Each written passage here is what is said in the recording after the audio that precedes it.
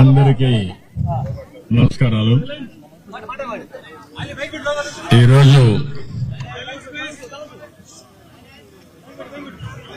వీరయ్య చౌదరి గారి యొక్క హత్య జీర్ణించుకోలేకపోతున్నాం. నిన్న నేను ఢిల్లీలో ఉన్నప్పుడు ఈ వార్త నాకు తెలిసింది. వెంటనే ఎస్పీతో మాట్లాడాను.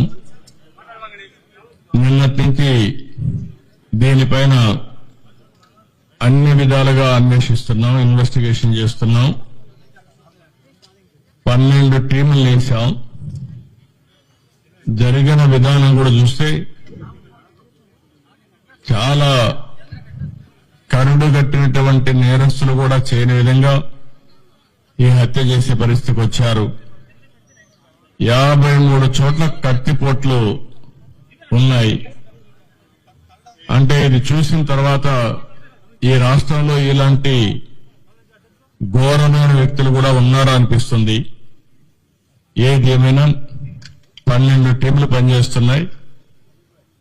వీరయ్య చౌదరి గారు మంచి నాయకుడు, సమర్థవంతమైన వ్యక్తి. ఏదైతే యువగడం అప్పుడైతే 100 రోజులు లోకేష్ గారితో కూడా తిరిగారు. అదే సమయంలో అమరావతి రైతులు పాదయాత్రలో వచ్చినప్పుడు వాళ్ళకి అండగా నిలబడ్డాడు. అంతేకాకుండా పార్టీకి ఒక మంచి నాయకుడిగా, సమర్థవంతమైన వ్యక్తిగా ఇక్కడ పనిచేశాడు. ఈ మండలంలోనే ఒక 10,000 ఓట్ల మెజార్టీ సాధించే పరిస్థితిలో ఆయన ఉన్నాడంటే ఎంత మంచి నాయకుడు మనం అర్థం చేసుకోవాలి. ఆయన ఎన్నికలప్పుడు నేను ఇక్కడ చూడడమే కాకుండా చీరాల కూడా చూసుకోమంటే ఇక్కడ చీరాల 2 సమర్థవంతంగా చేసి 2 గెలిపించే పరిస్థితికి వచ్చారు. అలాంటి మంచి నాయకుడిని రోజు కోల్పోవడం చాలా బాధేస్తుంది. అదే సమయంలో తెలుగుదేశం ప్రభుత్వంలో ఇలాంటి ఘోరాలు జరగడం చాలా జీర్ణించుకోలేకపోతున్నా. నేను ఒకటే హెచ్చరిస్తున్నా. ఇప్పటికే 12 టీంలు వేశాం. సీసీటీవీ కెమెరాల్లో ఉండే క్లూస్ కూడా తీసుకుంటున్నాం. కానీ చాలా మందికి ఒకటే విజ్ఞప్తి చేస్తున్నా, మీకేదైనా కానీ క్లూస్ దొరికితే ప్రజాహితం కోసం మీరు కూడా చెప్పండి. ఈ రోజు కాకపోయినా రేపైనా సరే ఎవరైతే ఇలాంటి తప్పుడు పనులు చేశారో వాళ్ళని పట్టుకోవడం 100% చేస్తాం. అది చేసే వరకు వదిలిపెట్టనని చెప్పి ఈ రోజు ఇక్కడ మీ అందరికీ తెలియజేస్తున్నా. కానీ ఒకటే హెచ్చరిక చేస్తున్నా, ఇలాంటి హత్యా రాజకీయాలు చేసే వ్యక్తులకు గాని, హత్యలు చేసే వ్యక్తులకు గాని ఒకటే హెచ్చరిక, ఇలాంటి తప్పుడు పనులు చేసిన మీరు కూడా చివరకు కాలగర్భంలో గడిచిపోతారు, గుర్తుపెట్టుకోమని హెచ్చరిస్తున్నా. అంతేకాకుండా ఈ విషయంలో చాలా స్పష్టంగా వాళ్ళ కుటుంబ సభ్యులకు కూడా ఒక నమ్మకం ఇచ్చాను. వాళ్ళకి ఏమాత్రం కూడా భార్యను చూస్తే ఆవిడకి విషయాలు ఏమీ తెలియవు. అంటే రాజకీయాలు మాట్లాడలేదు, బయట జరిగే విషయాలు ఏం తెలియవు. బాబును చూస్తే ఇంటర్మీడియట్ చేస్తున్నాడు. ఆయనకు కూడా ఎప్పుడు టైం ఇచ్చిన సందర్భాలు లేవు. కుటుంబ సభ్యులతో కూడా పెద్దగా విషయాలన్నీ కూడా చెప్పలేదు. అది కూడా వారికి చాలా వరకు విషయాలే తెలియవు. ఆయన మిత్రులు గాని కొంతమంది బంధువులుంటే వారిని అడిగాను. ఆయన దగ్గరుండే డ్రైవర్ని అడిగాను. అదే మరి ఆఫీసులో పనిచేసి అతను అడిగాం.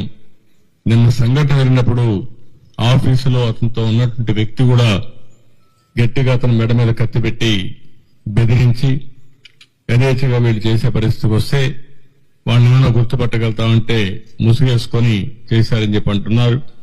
ఏదేమైనా వాళ్ళని పట్టుకొని తీరడమే కాదు, ఎవరైతే ఇంత ఘోరం చేశారో అలాంటి వ్యక్తులకు కఠిన శిక్ష వేసి, ఏదైతే వీరయ్య చౌదరి గారికి ఆత్మకు శాంతి కలగాలంటే అది ఒకటే మార్గం.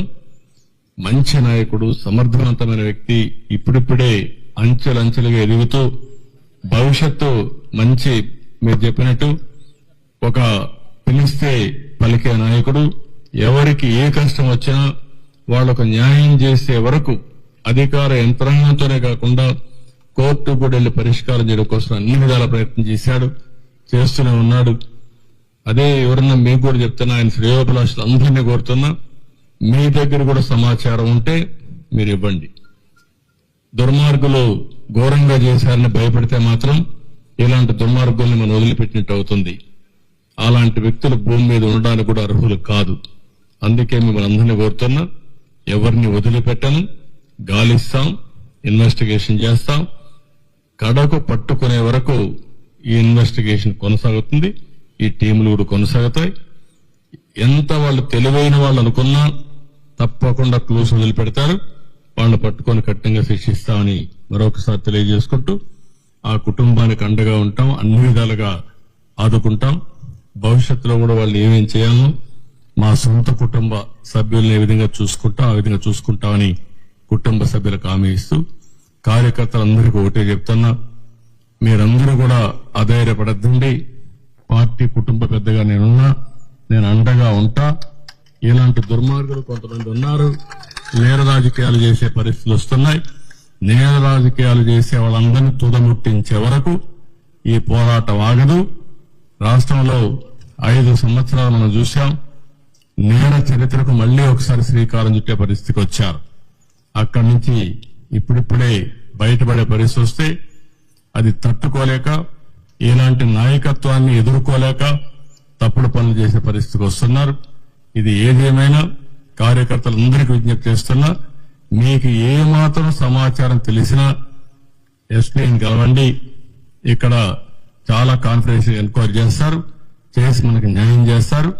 ఆయనే కాదు, మన కార్యకర్తలే కాదు, మామూలు వ్యక్తులు కూడా విజ్ఞప్తి చేస్తున్నా. ఈ రాష్ట్రం నేరమయమైనటువంటి నేరస్తుల అడ్డాగా తయారు కాకూడదనుకుంటే మీరు కూడా సహకరించాలి. సహకరిస్తే ఇలాంటి వ్యక్తుల్ని ఏం చేయాలో చేసి చూపిస్తాం.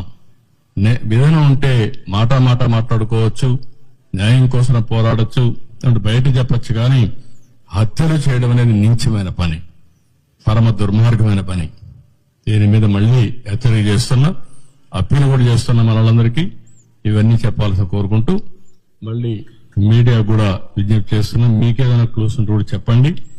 ఇది ఎట్టి పరిస్థితుల్లో ఛేదించే వరకు పోలీసు వ్యవస్థ నిద్రపోదు. వీళ్లు పట్టుకొని శిక్షిస్తామని చెప్పి మరొకసారి హామీ ఇస్తూ అందరికీ నమస్కారాలు. అదే మరిగా ఒక బయట వచ్చి చెప్పలేని వాళ్ళు ఎవరన్నా ఉంటే ఎస్పీ గారు టోల్ ఫ్రీ నెంబర్ ఇస్తారు, కాన్ఫిడెన్షియల్ నెంబర్ ఇస్తాం. ఆ నెంబర్ గాను మీరు ఫోన్ చేసి మీకు తెలిసిన సమాచారం తీసుకుంటే మీ సోర్స్ ఆఫ్ ఇన్ఫర్మేషన్ కూడా బయట పెట్టకుండా మేము పట్టుకునే కార్యక్రమం చేస్తాం. దయచేసి వారికి కూడా విజ్ఞప్తి చేస్తున్నా, ఈ రోజు అనౌన్స్ చేస్తాం. ఎస్పీకి చెప్పి ఆ టోల్ ఫ్రీ నెంబర్ కూడా పబ్లిసిటీ ఇస్తాం, అనౌన్స్ చేస్తాం.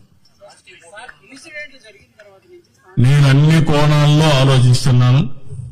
రాజకీయ కోణం, ఇలాంటి వ్యాపారం, ఆయన ఎదుగుదల జీర్ణించుకోలేకుండా ఉంటే అలాంటివి అన్ని కోణాల్లో ఎగ్జామిన్ చేస్తాం. నేరస్తుల్ని అన్ని కోణాల్లో మనం చూస్తే తప్ప, ఒకవేళ వీళ్ళే చేశారా లేకుంటే హైడ్ గుండాస్ అన్నది ఇచ్చారా, అలాంటి ప్రొఫెషనల్స్ అన్నది ఇచ్చారా అనే కోణం కూడా ఎగ్జామిన్ చేస్తున్నాం. ఏ కోణం కూడా వదిలిపెట్టాం. నేను ఒకటే చెప్తున్నా, నేను ఇక్కడికి వచ్చి చూశానంటే వాళ్ళు గుర్తుపెట్టుకోవాలి, వాడు ఈ భూమిలో ఎక్కడ దాంకున్నా ఎక్కడున్నా వాడిని పట్టుకొచ్చే వరకు వదిలిపెట్టని మరొకసారి హెచ్చరిక చేస్తాను. దాన్ని ఎట్టి పరిస్థితిలో వదిలిపెట్టాం. ఏం చేయాలో చేసే వరకు, ఛేదించే వరకు వదిలిపెట్టాం.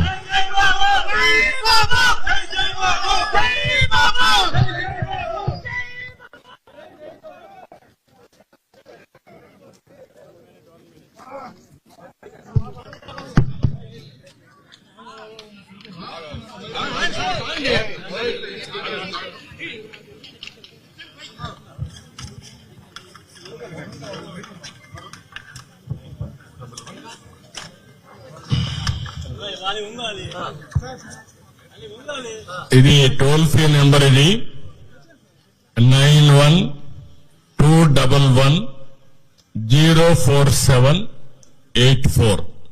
మళ్ళీ రిపీట్ చేస్తున్నా, 9121104784. ఈ నెంబర్కి ఎవరు ఫోన్ చేసినా మీ నెంబర్ని కాన్ఫిడెన్షియల్ గా పెడతాం. నేను ఒకటే మళ్ళీ చెప్తున్నా, నేను ఒకసారి తలుచుకుంటే ఏం చేస్తానో మీకు అందరికీ తెలుసు.